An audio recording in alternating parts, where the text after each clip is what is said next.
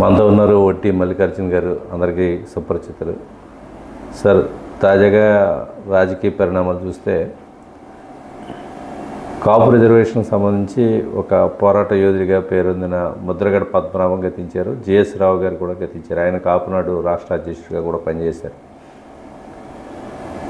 ఇప్పుడు కాపుల ప్రస్థానం ఎటువైపు వెళ్తుందనేది చర్చ జరుగుతుంది.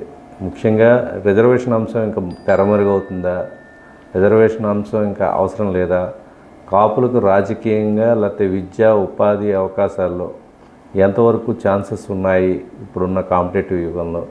ఇంకా చాలామంది పర్సంటేజ్ చూసుకుంటే పూర్లోనే ఉన్నారు, చాలా తక్కువ మంది రిచ్లో ఉన్నారు. ఎక్కువ నిజంగా వాళ్ళు డబ్బు ఉంటే కనుక రాజ్యాధికారం ఆటోమేటిక్గా సంక్రమించే అవకాశం ఉన్నాయి ఈరోజు నేటి పరిస్థితుల్లో. రాజకీయంగా కాపుల భవిష్యత్తు ఎలా ఉండబోతుంది? ముందుగా కాపు పోరాట యోధుడు ముద్రగడ పద్మనాభం గారు అస్తమించటం జాతికి చాలా బాధ కలిగింది. కానీ దురదృష్టవశాత్తు ఆయన కేవలం ఒక రాజకీయ విధానం కోసం చివరిలో ఆయన జీవిత చర్మాంకంలో 2 సంవత్సరాల క్రితం ఆయన రెడ్డిగా మారటం, ఆ తర్వాత పరిణామాలు, కాపులు కాడిని దింపేశానని చెప్పేసి ఆయన బహిరంగంగా ప్రకటనలు ఇవ్వటం, కాపు జాతికి దూరం అయిపోవటం, ఇదంతా కూడా మాకందరికీ కూడా బాధ కలిగించే అంశం. అందులో అటువంటి వ్యక్తిని మేమందరం కూడా ఎప్పుడు కూడా ఏంటంటే ఆయన విధానాల మీద విమర్శించాం, కానీ ఆయన వ్యక్తిత్వం మీద ఎప్పుడు కూడా మేము విమర్శించలేదు ఎప్పుడు కూడా. ఎందుకంటే వాళ్ళ తాతగారు 300 ఎకరాలు ల్యాండు ఆయన ఇచ్చారు. తండ్రి వీరరాఘవరావు గారు కూడా మొదటి ఎమ్మెల్యే చేశారు. తర్వాత ఆయన కూడా రాజకీయంగా చాలా ఉన్నతమైనటువంటి స్థానాన్ని అధిరోహించారు. వాళ్ళ ఆస్తులు కూడా రాజకీయం కోసం పోగొట్టుకున్నారు. అంతేగాని పద్మనాభం గారు ఎక్కడ అవినీతికి చేయి జాపారనే అపవాదు కానీ ఎప్పుడు కూడా ఆరోపణలు కానీ ఎక్కడ కూడా మనం ఆయన మొత్తం రాజకీయ చరిత్ర చూడం. సో పద్మనాభం గారి యొక్క మరణం ఈ రాష్ట్రంలో ఒక అంశంగా మారిపోయింది ఈ గత వారం రోజుల నుంచి కూడా. ఆయన మరణంలో కుటుంబ సభ్యులకు కొంత ప్రమేయం తగ్గి ఆయన మీద ఆయన ఉన్నటువంటి పార్టీ నాయకుల ఆధిపత్యం ఎక్కువగా కనబడటం అందరూ కూడా చాలా బాధపడ్డారు. ఎందుకంటే పద్మనాభం గారు అనేది వ్యక్తి కాపు జాతికి చెందినవాడు కానీ ఏ పార్టీకి చెందినవాడు కాదు. కానీ ఒక పార్టీ ఆయన ఓన్ చేసుకొని వాళ్ళ నాయకుడిగా ఆయన్ని రకరకాలుగా పరిణామాలన్నీ కూడా మనం చూసాము. ఆయన ఖండం చేయటం అవన్నీ కూడా ఆ రోజుల్లో. సో పద్మనాభం గారి అంకాన్ని ఖచ్చితంగా రాజకీయం చేయాలనే అందరూ ఆయనతో ఉన్నటువంటి వాళ్ళు చాలామంది చేస్తున్నారు, చూస్తున్నాం మనం అంతా కూడా. ఈ మధ్యకాలంలో సో పవన్ కళ్యాణ్ గారు నేను ఏ కులం చెందినవాడిని కాదని ఆయన అనటం, ఆ దరిమిల పద్మనాభం గారి మరణం, ప్రస్తుతం ఆ మరణాన్ని రాజకీయం చేసుకుంటూ పద్మనాభం గారి ఆయనకున్నటువంటి ఆ ఇమేజ్ను లేకపోతే ఆయన ద్వారా ఆ పార్టీ లబ్ధి పొందాలని కొంత ప్రయత్నం చేస్తున్నట్టు కనబడుతుంది. దాంతో ఎక్కడ చూసినా కూడా పద్మనాభం గారి సంతాప సభ పేరుతోటి ఆ పార్టీ నాయకులే అందరూ, ఆ పార్టీ కార్యకర్తలు నాయకులు అందరూ ఆ సభలో నిర్వహించటం, తమకు అనుగుణంగా రకరకాలుగా వ్యాఖ్యానాలు చేయటం, ఇవన్నీ జరుగుతుండటం చూసి కాపు జాతి అంతా కూడా నివ్వెరపోతుంది. కానీ ఒక వ్యక్తి మరణాన్ని రాజకీయంగా క్యాష్ చేసుకుందాం అనుకోవటం ఎక్కడైనా సాధ్యం అవుద్ది, కానీ ఈ కాపు జాతిలో మట్టి అది సాధ్యం కాదు. అంటే వాస్తవానికి పద్మనాభం గారు అన్ని పార్టీలు మారారు, అన్ని రకాల వ్యవస్థలని చూసి దాటి వచ్చారు. ఆయన చివరిగా ఉన్నది వైసీపీ కాబట్టి ఆ పార్టీ ఆయన ఓన్ చేసుకోవడంలో తప్పు ఎలా అవుతుంది? ఖచ్చితంగా తప్పు లేదు. ఆయన పార్టీకి వాళ్ళ నాయకుడిగా ఆయన ఓన్ చేసుకోవడంలో తప్పు లేదు. కానీ సంతాప సభల పేరుతోటి కాపు జాతిని కదిలించాలని చేసే పని మటుకి అంత సవ్యంగా అనిపించలేదు. ఎందుకంటే ఆయన పోయిన మరుసటి రోజునే రాష్ట్రమంతా కూడా సంతాప సభలు పెట్టాలని ఒక వైసీపీ నాయకుడు పిలుపునివ్వటం అంత సమంజసంగా అనిపించలేదు. ఎందుకంటే ఆయన కూడా అందరూ కూడా ఎక్కడున్నా కూడా ఏ పార్టీలో ఉన్నా అందరూ కాపులే. అందులో అనుమానం ఉంది. పార్టీల వారిగా కాపులు ఎందుకుంటారు? అందరూ కాపులే ఉంటారు ఎక్కడున్నా. ఎవరికి ఇష్టం వచ్చిన పార్టీలో వాళ్ళు మనుగడ సాగిస్తున్నారు. కానీ ఆ పార్టీ ఈ పార్టీ అని వీళ్ళందరూ విడదీసుకొని వీళ్ళ రాజకీయం కోసం ఈ జాతిని వాడుకుంటున్నారు. కానీ కాపులు ఎక్కడున్నా కూడా అందరం ఒకటే. కానీ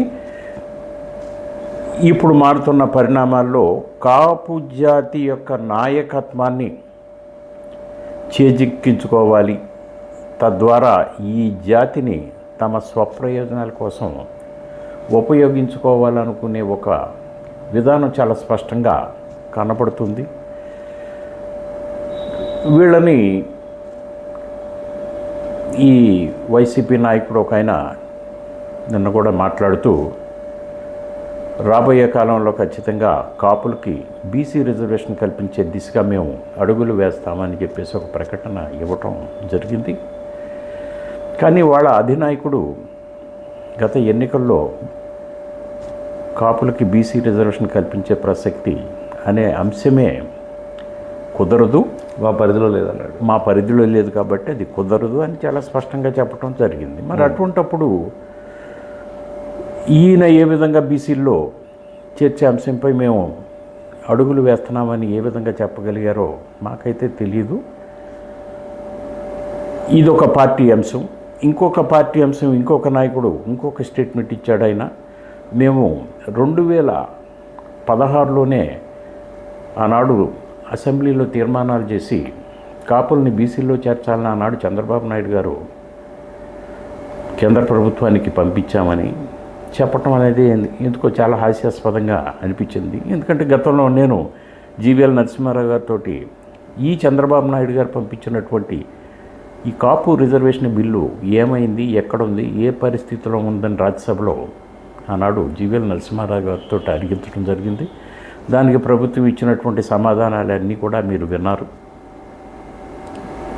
ఇంకా ఈ జాతిని ఇంకా ఇంకా ఇంకా ప్రతి ఒక్కళ్ళు కూడా మోసం చేయాలనే దృక్పథంతో మాట్లాడటం చేయటం కరెక్ట్ కాదు. ఈ జాతికి సరైన నాయకత్వం కావాలి. కానీ ఈ జాతిలో ఎప్పుడు కూడా ఏంటంటే ఒక నాయకుడు పైకిలో ఎవరన్నా వస్తే ఆ నాయకుడిని రాజకీయ పదవులు లేకపోతే వివిధ రకాలుగా ప్రలోభ పెట్టి ఆ నాయకుడిని నిర్వీర్యం చేసి అసలు ఈ మొదటి నుంచి కూడా ఈ జాతికి సరైన నాయకుడిని ఎదగనివ్వకుండానే చేసుకుంటూ వచ్చారు.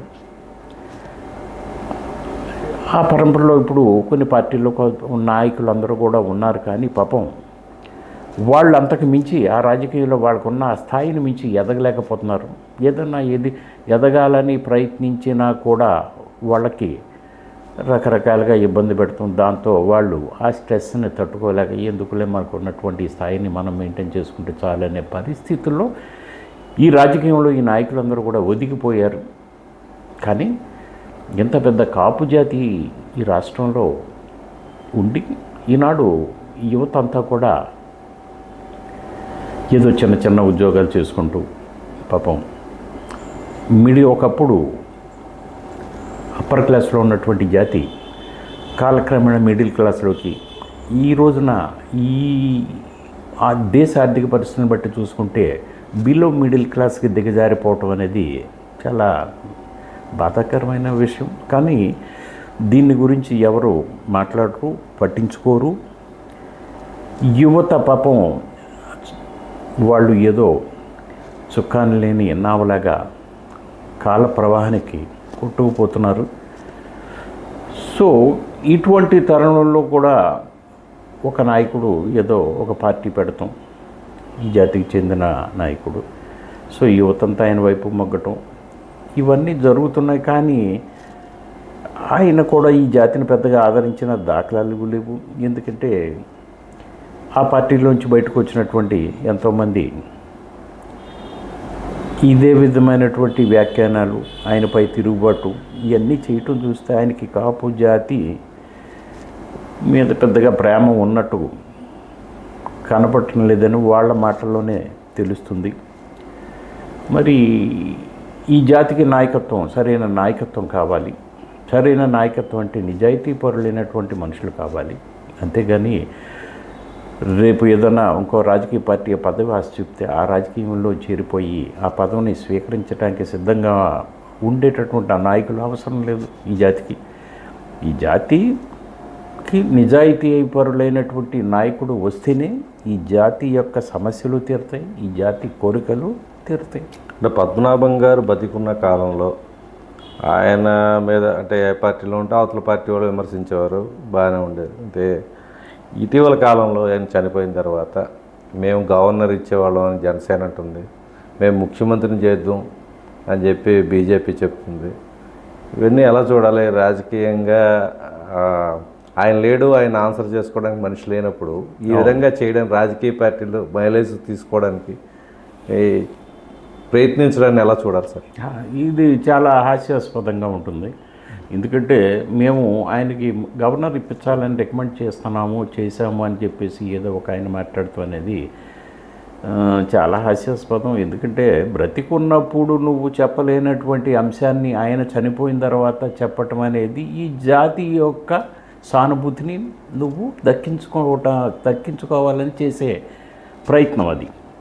అలాగే ఇంకో నాయకుడు ముఖ్యమంత్రిని చేస్తాము ఈ రాష్ట్రానికి అని చెప్పి ఆయన కూడా మాట్లాడేదని. కానీ అలాంటి వ్యాఖ్యానాలు ఎప్పుడు కూడా ఎక్కడ మీడియాలో కానీ బయట కానీ ఎవరి దగ్గర కానీ వినపడినటువంటి దాఖలాలు లేవు. మనిషే లేడు కాబట్టి ఏది చెప్పినా చెల్లుద్ది అనుకునే వీళ్ళ వ్యాఖ్యానాలకు పెద్దగా విలువ ఉండదు. ఎందుకంటే నిజానికి మొదలుగడ్డ పద్మనాభం గారు ఏంటంటే ఆయన అన్ని విధాలుగా అన్ని రాజకీయ పార్టీలు డిస్టర్బ్ చేశాయి ఆయన్ని. ఎందుకంటే ఆయన నిజాయితీ పడి నికార్స్ అయినటువంటి మనిషి. ప్లస్ ఎందుకంటే ఆయన ఒక అందరూ చాలామంది అహంభావి అనుకుంటారు, కానీ అహంభావి కాదు. ఎందుకంటే ఆవేశంలోంచి నిజాయితీపరుడు ఉంటాడు. నిజాయితీపరుడు ఎప్పుడు ఆవేశంగానే ఉంటాడు. ఆయన ఆవేశాన్ని అందరూ తప్పుగా అర్థం చేసుకున్నారు. ఆయన నిజాయితీని శంకించారు రాజకీయాల్లో. ఆయన్ని రాజకీయాలకి దూరంగా పెట్టారు. ఈయన ఎటు ఉంటే అటు కాపు జాతి వస్తుందని ఈయన్ని నిర్వీర్యం చేసేస్తేనే మనం ఈ కాపు జాతిని చీల్చుకొని మనం రాజ్యాధికారం దక్కించుకోవచ్చనే ఒక దురాలోచనతోనే మొదటి నుంచి పద్మనాభం గారిని ఆయన యొక్క స్థానాన్ని డైల్యూట్ చేసుకుంటూ వచ్చారు. పద్మనాభం లాంటి వ్యక్తి ఒక రాజకీయ పార్టీ నాకు బీఫామ్ ఇవ్వండి, నేను పోటీ చేస్తా పిఠాపురం నుంచి అని అడుక్కోవాల్సిన పరిస్థితి మీరు కల్పించారు. మరి ఈ రోజున మీరందరూ కూడా సంతాప వ్యాఖ్యలు, ఆయన సంతాప సభలు, ఆయన్ని పొగుడుతూ ఆయనంత గొప్పవాడు లేడని మీరు అందరూ మాట్లాడటం కరెక్ట్ కాదు. రకరకాలుగా వ్యాఖ్యానాలు రకరకాలుగా మాట్లాడుతున్న వాళ్ళ కుటుంబం గురించి అదని ఇదని రకాలుగా మాట్లాడకూడదు, తప్పది. ఆయన వ్యక్తిత్వం గొప్పది. ఆయన గొప్ప బ్రతుకు బతికాడు 40 సంవత్సరాలు రాజకీయంలో.